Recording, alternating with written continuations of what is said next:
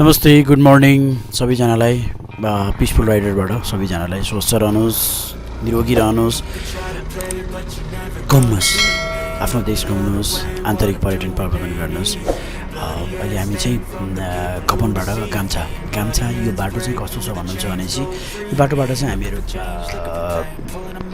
बुढानीलकण्ठ जानको लागि यो राम्रो बाटो छ। यो नयाँ बनाएको बाटो हो।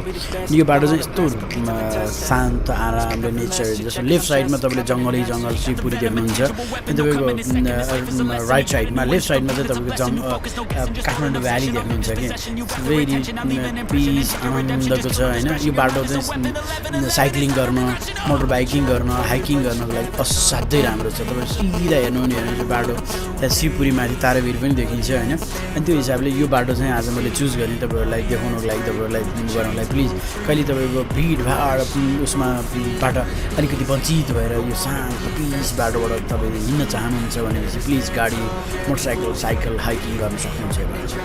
यो बाटो यति राम्रो बाटो छ। यो यहाँको नगरपालिका बुढानीलकण्ठ नगरपालिका अब सबै यो काम छ सबैको यो पहलमा बनेको यो राम्रो बाटो हो। पहिले हिलोले बहुत दुःख दिएको थियो अनि यो बाटोबाट धेरै छिटो धेरै राम्रो गोकर्ण निस्किन्छ। यो बाटो चाहिँ राम्रो छ बाटो।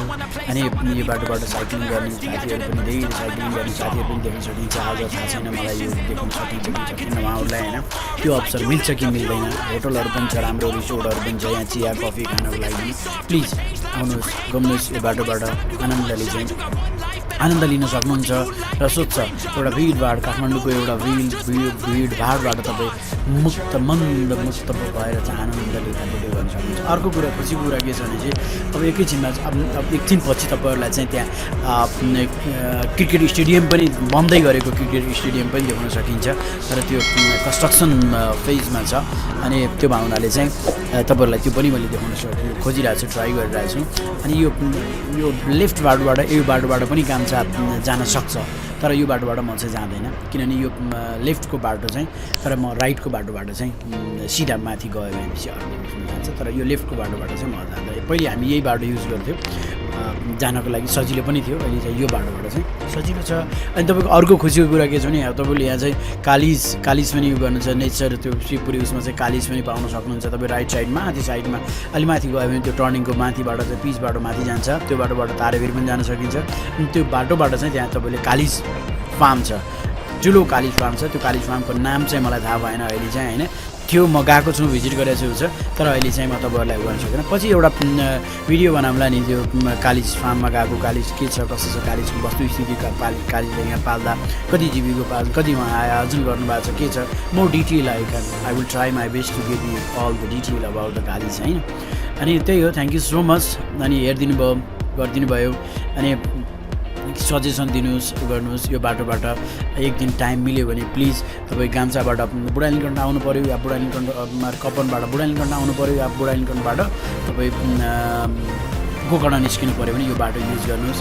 यो बाटोबाट तपाईँ जानुभयो शान्त छ स्पिड कम आनन्दले चाहिँ जान सकिन्छ। यो बाटोबाट चाहिँ तपाईँले एउटा नयाँ मैले त अझ के सोध्छु भने यो बाटो जुन चाहिँ तपाईँले राइड गर्नुहुन्छ त्यो बाटो राइड गर्दा चाहिँ तपाईँले कहाँको बाटो राइड गरेको जस्तो फिल भयो भनेर प्लिज कमेन्ट गरिदिनु होला। मैले यो बाटो चाहिँ मैले यहाँको जस्तो बाटो लाग्यो म यो बाटो गएँ पिसफुल राइडर म यो बाटोबाट म साइकल राइड गरेँ या मोटरसाइकल राइड गरेँ या गाडीमा गएँ या हाइक गरेँ मलाई चाहिँ यस्तो राम्रो लाग्यो पिसफुल राइडर या केही सजेसन दिनुभयो भने म चाहिँ कृतज्ञ म चाहिँ त्यसमा चाहिँ एउटा धन्यवाद फिल गर्छु मैले तपाईँहरूलाई राम्रो देख्छु भन्ने लाग्छ होइन। प्लिज भिडियो हेर्नुभयो भने चाहिँ कमेन्ट गरिदिनु होला। त्यो कमेन्टको हामी चाहिँ लालायित छौँ अनि हाम्रो आफ्नो आफन्ती हाम्रो दर्शकहरू हाम्रो प्रियजनहरू जसले हामीलाई माया गर्नुहुन्छ राम्रो होस् भन्ने हिसाबमा प्लिज उहाँहरूले पनि हामीलाई कमेन्ट गरिदिनुहोस्। तपाईँको कमेन्टले हामीहरूलाई केही हौसला हामीलाई केही अझै राम्रो बनाउने अझै राम्रो गर्न सक्ने केही मिलोस् चाहना होइन तपाईँहरूको सजेसन होस्। त्यो सजेसनले गर्दाखेरि हामीलाई अझ इनर्जी ऊर्जा पनि पैदा होस् भन्ने चाहन्छु। बाटो चाहिँ टर्निङ छ अनि यहाँ चाहिँ अलिकति नेपालको बाटो त्यही थियो भने बाटोमा चाहिँ घरहरू बनेको हुन्छ बच्चा बच्चीहरू बाटो क्रस गर्ने हुन्छ। प्लिज सेफ ड्राइभ सेफ सुस्तरी चलाउनुहोस् होइन आनन्द लिँदै। अनि यो आनन्द लिँदै तपाईँले यो चलाउनु यो बाटोबाट हिँड्नुभयो भनेपछि तपाईँले यो बाटो कहाँको जस्तो लाग्छ तपाईँलाई कहाँको जस्तो फिल गर्नुभयो तपाईँले प्लिज कमेन्ट गरिदिनुहोस् होइन अनि कमेन्ट गरिदिनु भयो भने चाहिँ मलाई पनि एउटा एक प्रकारको हौसला मिल्छ हाम्रो टिमलाई हौसला मिल्छ अनि त्यो हिसाबले चाहिँ राम्रो होस् भन्न चाहन्छु यो अब राइट साइडबाट चाहिँ तपाईँ माथितिर जानुभयो भनेपछि चाहिँ कालिज फार्ममा पुग्नुहुन्छ तर म यो पिच बाटो तर म कालिज फार्म लाग्दैन अब यो अलिकति अगाडि गएर अनि ओह्रालोको राइट साइडमा चाहिँ यो क्रिकेट स्टेडियम बन्दैछ यहाँ त्यो क्रिकेट स्टेडियमको लागि पनि यो गाम्चामा यो भइरहेको छ यो गाम्चाले चाहिँ बुढानीकण्ठ यो जोड्ने यो बाटो यो चाहिँ मलाई लाग्छ भ्याली काठमाडौँ भ्याली वरिपरि चाहिँ रिङ रोड ठुलो रिङ रोडको लागि प्रावधान बनाएको जस्तो लाग्छ त्यो रोड कन्स्ट्रक्सन चाहिँ मलाई थाहा भएन मलाई जानकारी पनि त्यति भएन तर यो रोडमा तपाईँ चलाउनु भयो भने पिच छ राम्रो छ साइक्लिङ गर्न अझ यो चाहिँ साइक्लिङ गर्नलाई अति नै पर्फेक्ट ठाउँ छ प्लिज तपाईँ बुढानीकण्ठ कपनबाट एक बुढानीकण्ठको चप्पली गणेश स्कुल जहाँबाट पनि तपाईँ छिर्न सक्नुहुन्छ यो आउनको लागि अर्को चाहिँ गोकर्णबाट माथि स्तूप आइसकेपछि स्तूपबाट राइट लेफ्ट टर्नको उसमा जानुभयो भने यो बाटो तारेभिर पनि जान्छ माथि तारेभिरको डाउन हिल गरिसकेपछि यो बाटोलाई चाहिँ हामीले पछ्यायौँ भनेपछि यो बाटो हामीले भेट्छौँ यो बाटो चाहिँ राम्रो छ अनि तपाईँको साइक्लिङ गर्नको लागि डाउन हिल अफ हिल छ अनि एक प्रकारको पछि यहाँ चिया खानको लागि चियाहरू कफी सपहरू कफी भन्नाले त्यस्तो स्ट्यान्डर्ड लोकल स्ट्यान्डर्ड पर्फेक्ट छ आउनुहोस् यो राइट साइडमा तपाईँले देख्नु भने यो चाहिँ स्टेडियम बनाउने प्लेन बनाइरहेको छ अनि यो राइट साइडमा यो जुन चाहिँ स्पेस छ त्यो स्पेस चाहिँ क्रिकेट स्टेडियमको लागि बनाइरहेको छ अब हामी अलिकति अगाडि गयो भने गाम्चाको हामी स्कुल अनि यहाँ चाहिँ तपाईँको मन्दिर छ